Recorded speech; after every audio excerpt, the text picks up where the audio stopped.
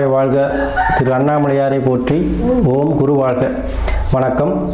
அனைத்து ஆன்மீக அன்பர்கள் அனைவருக்கும் இந்த சிவடியின் ஏகே குரு சிவராஜனின் அன்பு கலந்த வணக்கங்கள். பொதுவாகவே வாழ்க்கையில் நம்ம எல்லாருக்கும் மாற்றங்கள், அதாவது நம்ம வாழ்க்கையில் ஒரு தொழில் தொடங்குறதா இருந்தாலும் சரி, ஒரு முன்னேற்றத்துக்கு ஒரு ஸ்டெப் எடுத்து வைக்கிறதா இருந்தாலும் சரி, இல்லை ஒரு சுப முகூர்த்தம், திருமணம் சார்ந்த விஷயங்கள், அதே போல் ஒரு குழந்தை பாக்கியம் இல்லைங்க சாமின்னு சொல்கிறவங்க, அதே போல் புதுசாக வீடு கட்ட முடியுமா, ரொம்ப நாளாக ட்ரை பண்ணிகிட்டு இருக்கேன் முடியலைங்கிறவங்களுக்கும் சரி, இந்த மாதிரி பல பிரச்சனைகள் அன்றாட மனிதர்கள் சந்திக்கிறாங்க.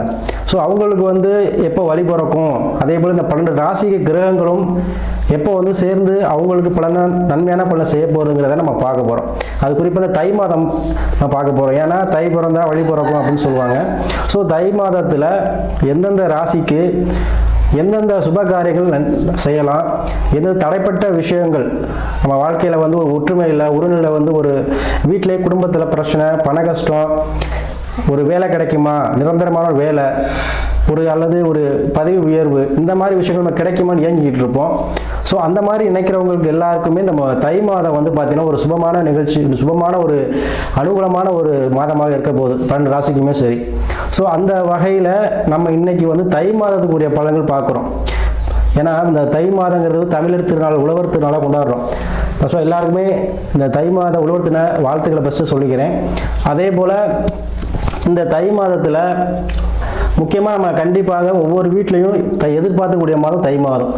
ஏன்னா நம்ம ஒரு சுப நிகழ்ச்சியாக இருந்தாலும் சரி, ஒரு புதிய தொழிலாக இருந்தாலும் சரி, ஏதோ நம்ம நல்லது நடக்குமா நடக்காத ஏங்கிட்டு இருக்கவங்களுக்கு இந்த தை மாதம் கை கொடுக்கும்.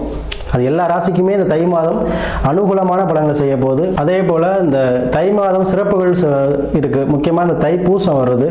அதாவது பார்த்திங்கன்னா பௌர்ணமி அன்னைக்கு தான் இந்த தைப்பூசம் வருது. தை மாதம் 18ஆம் தேதி ஞாயிற்றுக்கிழமை வருது.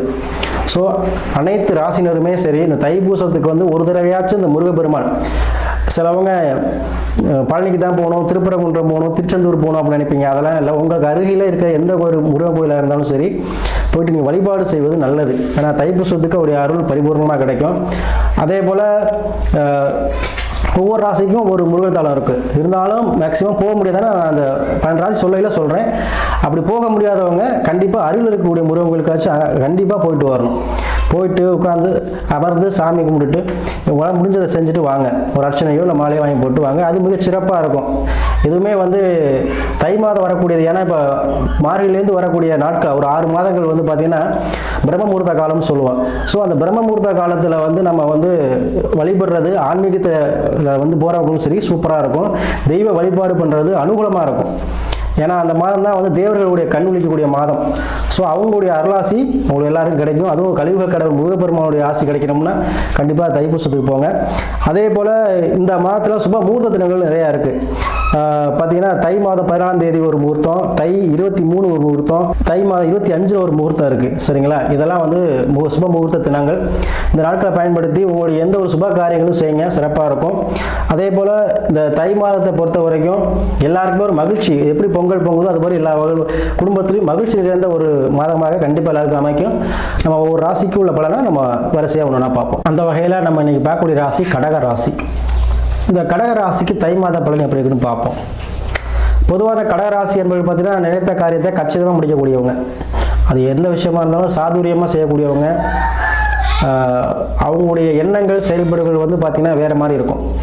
எல்லாரும் நினைக்க மாட்டாங்க. அவங்க வித்தியாசமாக நினைத்து அந்த காரியத்தை அவங்க நினைத்தது போல நிறைவேற்றி காட்டக்கூடியவங்க இந்த கடகராசி என்பவர்கள். அது அவங்களுக்கு தனிச்சிறப்பு. ஏன்னா சந்திரன் அதிகம் பெற்றவர்கள். சந்திரன் எப்படி, அதாவது தண்ணி நம்ம சொல்லுவோம், சந்திரனுடைய அதிகம் பெற்று நம்ம குடிக்கிற நீர், வாட்டர். ஸோ அந்த வாட்டர் எப்படி நம்ம எங்கே எந்த இடத்துல யூஸ் பண்ணாலும் அது தன்மையை அதுக்கு மாற்றிக்கணும். அது மாதிரி இவங்க மாற்றிக்கக்கூடிய அமைப்பை பெற்றவங்க. இவங்களுக்கு தை மாதம் பார்த்தீங்கன்னா ராசிக்கு 7ல் பார்த்தீங்கன்னா சூரியன், செவ்வாய், புதன், சுக்கிரன் எல்லாமே இருக்காங்க. ஸோ அப்போது இவங்களுக்கு இந்த மாதம் கண்டிப்பாக சுபமான நிகழ்ச்சிகள் அமையும். அதாவது ஏன்னா இவருக்கு அஷ்டம சனியாக இருந்தாலும் கூட இவங்களுக்கு இந்த மாதம் சுப காரியங்கள் நடக்கும். ஏன்னா 7ல் இவ்வளோ கிரகங்கள் இருக்கும்போது திருமணம் சார்ந்த விஷயங்கள் உங்களுக்கு கைகூடி வருங்க. நிறைய பேருக்கு இந்த அஷ்டம சனி காலத்தில் நிறைய பேர் வந்து குடும்பத்தில் சண்டை சச்சரவாக இருப்பீங்க.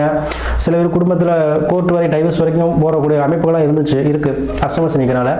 ஸோ இப்போ வந்து பார்த்தீங்கன்னா உங்களுக்கு இந்த மாதம் வந்து பார்த்தீங்கன்னா திருமணம் தடைப்பட்டவங்க, திருமண விஷயத்தில் வந்து ரொம்ப நாளாக சின்ன கல்யாணம் முடிக்கணும்னு சொல்லக்கூடியவங்களுக்கு திருமணம் சார்ந்த விஷயங்கள் நடக்கும்.